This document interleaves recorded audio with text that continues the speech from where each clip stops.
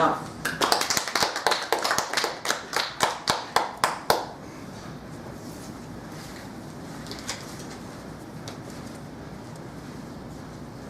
The first time you start to do a speech, you start to realize all the things that go into a speech.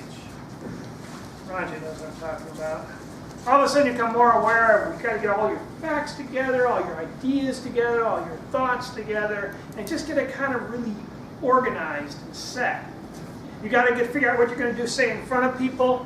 You got to figure out exactly how you want people to react. You got to figure out what really works, what doesn't work. You got to get it all kind of straight in your head. And when I came to Toastmasters, that's what I was kind of faced with, is that I needed to do a speech, and I needed to work it out. So I got it all kind of straight in my mind. You know how that is? You just kind of work it through in your head. So I practiced it out. Well, I didn't really practice out in front of anybody in particular. Just kind of got it in front of me. Okay, I'm going to do this when I get up there. I'm going to move over and do this. I'm just going to be dramatic. And figure out, just as you did, Ron, you figure out which phrases work, which phrases don't. And that was the whole thing. So I went through that whole process. Now, in Toastmasters, not many people here are actually using the book. There's a Toastmasters book. And it takes you through 10 projects. So there's all these different projects. So I thought, first project, okay, get that speech together. So I went up and I gave that speech in front of my Toastmaster people. Now, as you're going to find out in a little bit, if you didn't know this already, speeches are evaluated afterwards. So I went up there, figured exactly what I was going to do. I gave my speech, and then I got the evaluation back from the person who was there evaluating.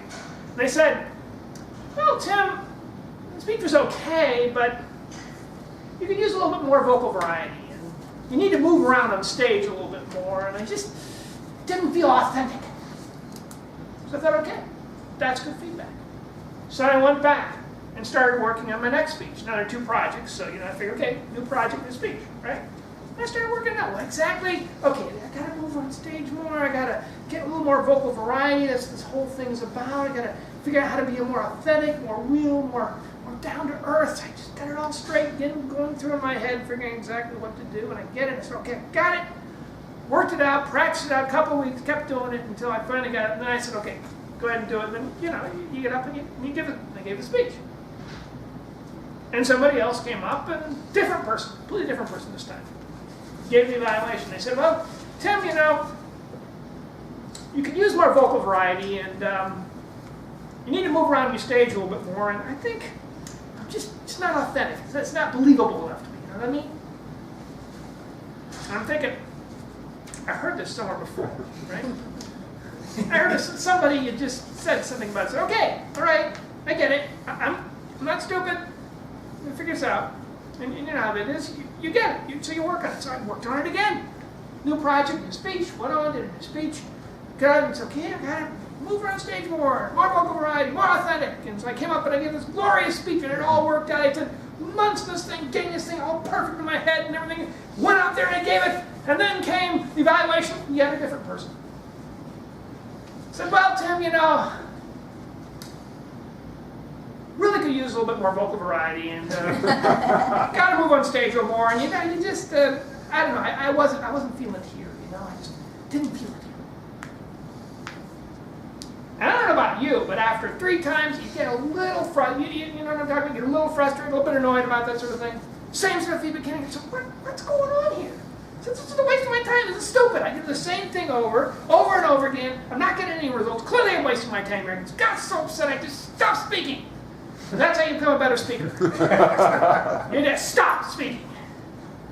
And then a while back, a guy, Rocky Romero, he's a medium-height guy, but he knows speaking. Sort of this guy who just understands how speaking works. And he said, Tim, you haven't been speaking for a while. What's the matter?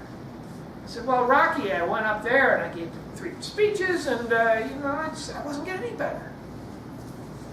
I said, well, Tim, why do you give different speeches? Well, they're different projects, right, Rocky? I said, no, Tim, what's the whole thing? Speaking is re-speaking. That's what he said. Speaking is re-speaking.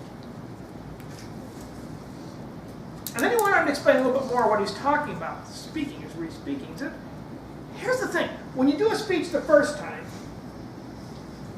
you figure out what not to do, right? You get an idea about what not to do, what doesn't really work, what doesn't really connect. And then, if you give a different speech, then you lose use all the stuff you figured out in the first speech. All the things you're practicing, all the things you're working on, you're going to change.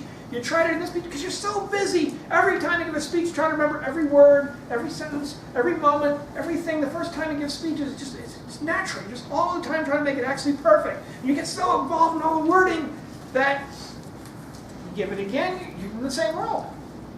But if you give the same speech again, then you don't have to worry about it anymore. It's like, okay, that's done.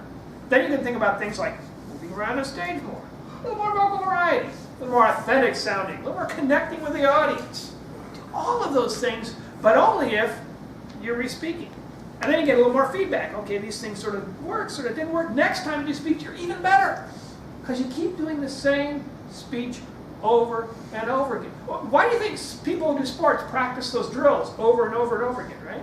Because they really love it? Because it's the passing drill. It's fine, it's love these passing drills. All right. No.